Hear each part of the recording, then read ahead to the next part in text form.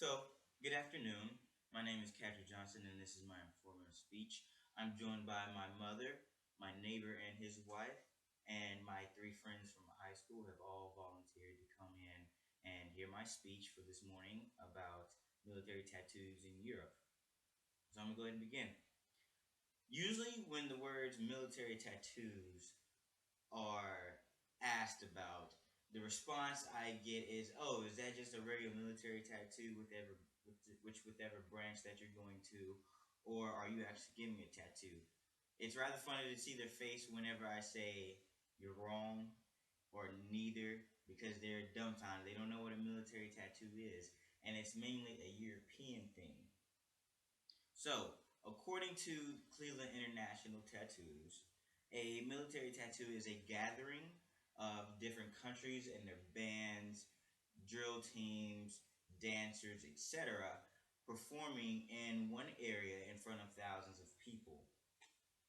I know now that in Royal Edinburgh, which is a little bit closest to Germany, there are 49 different countries showing up, and they will be performing in front of 220,000 people approximately, almost through the entire span of a week with two performances on Saturday.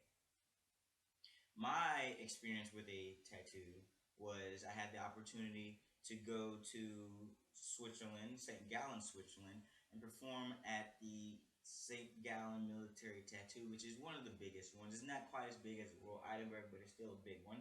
And we had approximately around 15 different countries and their bands, their pipers band, their dancers, their drill teams show up and perform for roughly 10,000 people throughout the week.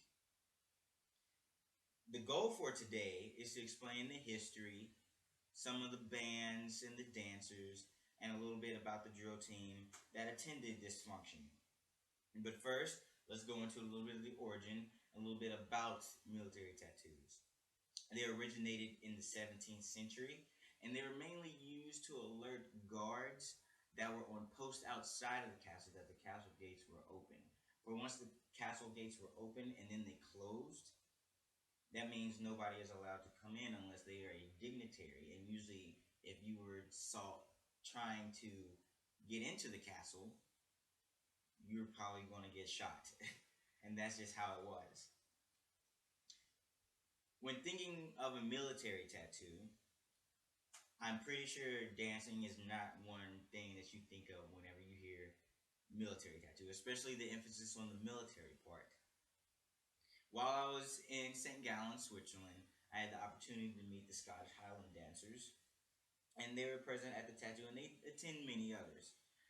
They are predominantly female, and the women majorly outnumber the men 100 to 1, which I'm not shocked for. Now, the question is, this is a military organization. Why are the dancers there? Well, the military and the Scottish Highland dancers, they have a connection. Way back when, the relation between them was that the dances that the Scottish Highlanders used were those same dances used to exercise the soldiers during peacetime and during time for war to make sure that they were still physically fit. There are also many type of different dances that Scottish Highlanders learned. The one in particular that I saw was the sword dance, where they each come out with a sword in groups of 4 or 5, and they lay them out in a star or an X type formation, and they just simply dance around it with the Scottish piper in the middle. This is the oldest dance according to ScottFest.com, which explains all these dances and some of the functions that they attend. And it is rumored to have been started by Malcolm Canmore, who was a king of Scotland. There are also group performances throughout the entire country, throughout the continent.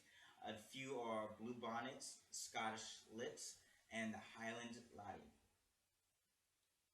How many of you actually know the names of some of the bands that represent the U.S.? Just two of you? Okay, that's fine. The U.S. military has a band for every military branch, and so do other countries. The one in particular that I'm going to use for the U.S. is the United States Marine Corps. The United States Marine Corps band is called the President's Own, and they perform across the country and for several different events for the president himself. And one further out of country is the band of the Blues and Royals, which is for the British. Their band, particularly, is for the British Royal Army, and they are paid to perform across Europe. Literally, they're just paid to perform across Europe. Nothing else. If they're a soldier or anything, I had the opportunity to speak with one of them. His name was Nigel, and he was a British Royal Marine and then transferred into the British Royal Army, and he's been there for 19 years. And he's explained to me at Tattoo St. Gallen that this is their living. They get to meet different people, they get to have different experience with different cultures, and it's a great thing to do. Having the opportunity to travel and perform overseas representing the U.S. was a great experience. And I enjoyed it, and I can't wait to do it again. We were invited to go to Berlin next summer, and I'm hoping I'm able to go. Um, Military tattoos are enjoyable, and they are an experience with many different genres of entertainment.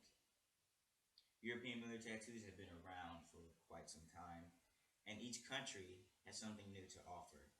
And just seeing what they have new to offer is an amazing experience. So, in closing, I'll have a quote from the guy that sponsored the U.S. to come, Guinness Adria. Being able to perform with people you just met is difficult. It takes a great team mentality in order for it to be successful, and that is what makes these tattoos great. And I want to thank you for listening and having any questions that you have after. Have a good day.